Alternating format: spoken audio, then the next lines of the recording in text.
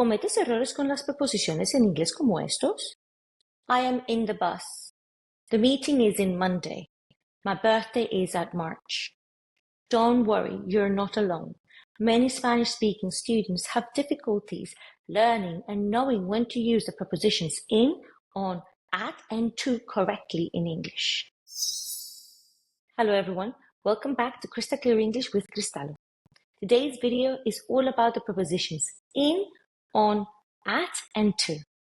In order to help you even further, I have created this free PDF that includes all the explanations from today, some more examples, some of the most common mistakes, and some activities at the end of the document that will help you learn how to use these prepositions correctly.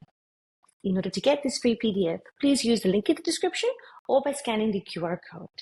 All right then, let's start. Let's start with the preposition in. The first thing to understand about in is that we use it most of the times when we are inside a space.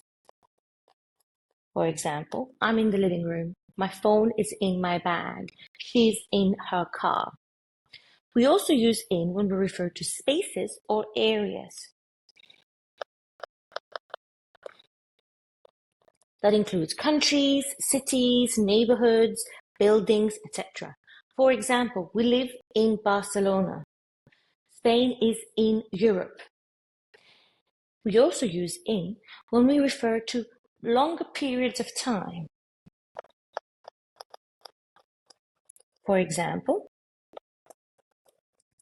in March, in 2026, in the morning, in the afternoon. These are periods of time in a year, in 10 days, in 1 week. Next thing we use in for is for private transport. For example, she's in her car. I am in the taxi. The products are in the van. And finally, we use the preposition in when we refer to languages. She's speaking to her daughter in French. We are making this video in English. Great. So these are the most common situations where we use the preposition in. Let's move on to preposition on.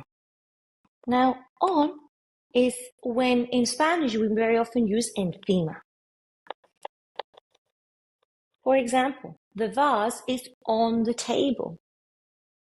The painting is on the wall. The book is on the chair. Well, you are sitting on a chair. If you are inside, you're in a space. The book is in the box. But when it's not inside and it's encima, it's on. For example, the milk is in the fridge, but the magnet is on the fridge. Next thing, we use on for specific days and dates.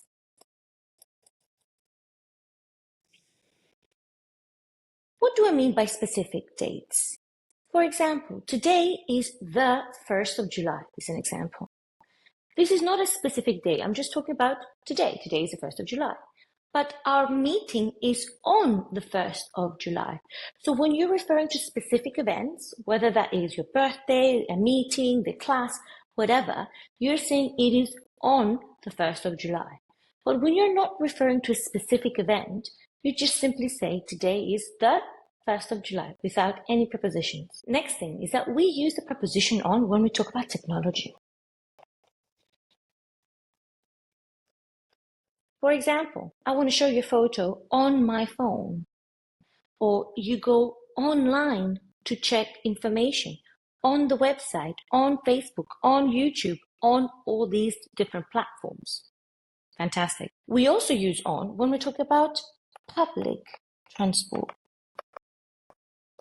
For example, you are on the bus, on the train, on the plane, you are on the ferry, whereas you are in the car, in the taxi, in the van. And finally, this is the one that is a little bit tricky for people to understand exactly when we use this. We use on when we're talking about temporary situations or status. For example, I am on holiday. They are on a cruise. She is on maternity leave. They are on sick leave. They went on strike. You see, this is a temporary situation or status that when you say it's on holiday, on a strike, on duty, these two are for me the hardest prepositions to use because they are so similar. In and on can be very confusing, and there are so many different situations where we use them. So having these guidelines will help you understand how to use this correctly. Next one, at.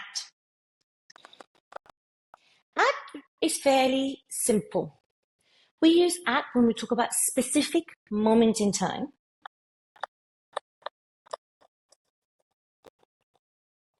For example, I will see you at 10 o'clock, at midnight, at midday, at 3:25. We also use at when we talk about specific locations. And that includes also addresses. For example, I will see you at the park. They met at the entrance of the building. She lives at Oxford Street. There are situations, however, where you can use both in or at, depending on what you want to say. For example, she's in the restaurant implies that she's inside the restaurant. Where she's at the restaurant, you're just talking about the location. You don't know if she's in or just standing outside waiting for you. And finally, we use at for event. For example, there were a lot of people at the party. They offered different types of cheese at the wedding. And the last preposition is the preposition to. This is by far the easiest preposition to use because we use it only to refer movement with a destination.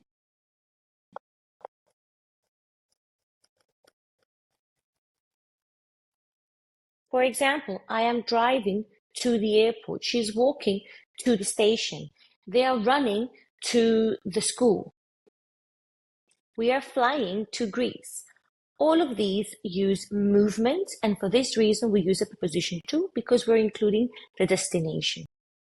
All right, that's the biggest explanation. It's long, I know, but if you understand how to use these patterns, these rules for the prepositions, it's going to be very, very helpful in the future. Common exceptions. One of the most common exceptions is the word home. We never say I am in home because home is not inside. Home is not one closed space. Home is a location. For example, you can be in the garden, but you're still at home. And for this reason, we use the preposition at. When you say I am at home, you stay at home, you live at home. Home is also an exception when it comes to movement. Even though the majority of the things we would say you go to the school, you go to work, but when it comes to home, we don't need anything. So we just say you go home, you come home, you get home. Another exception to bear in mind. We've mentioned that periods of time use the preposition in. For example, I work in the morning, I study in the afternoon, they were here in the evening. But at night. That's it. That doesn't make any sense, but it's the way it is. The verb arrive. One of the most common mistakes is that people say arrive to because there's a movement and there's a destination, but that's one of the exceptions. With the verb arrive, we use either the preposition in when we refer to cities or countries, because that's what we use for spaces and areas, or at when we are referring to a location. And that is a crystal clear English explanation for in, on, at, and to. Now remember, there are many different exceptions, but these rules will help you understand and help you know how to use these four prepositions correctly. Now it's time for a test. I would like you to fill in the gaps using one of the four prepositions, in, on, at, or to. Question number 1. I'll see you, the entrance. And the answer is, I'll see you at the entrance. Question number 2. The meeting starts 9:30.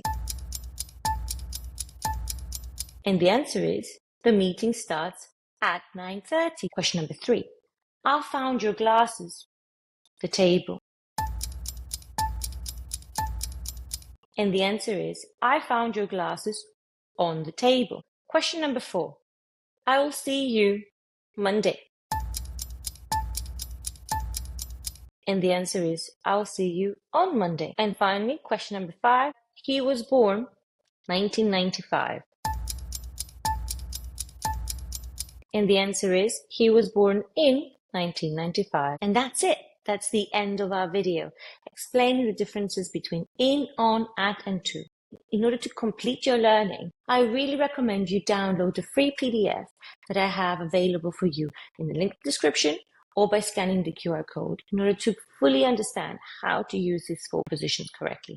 I've included many different explanations, exceptions, and other information that I did not include in the video. So I would really recommend you download this document.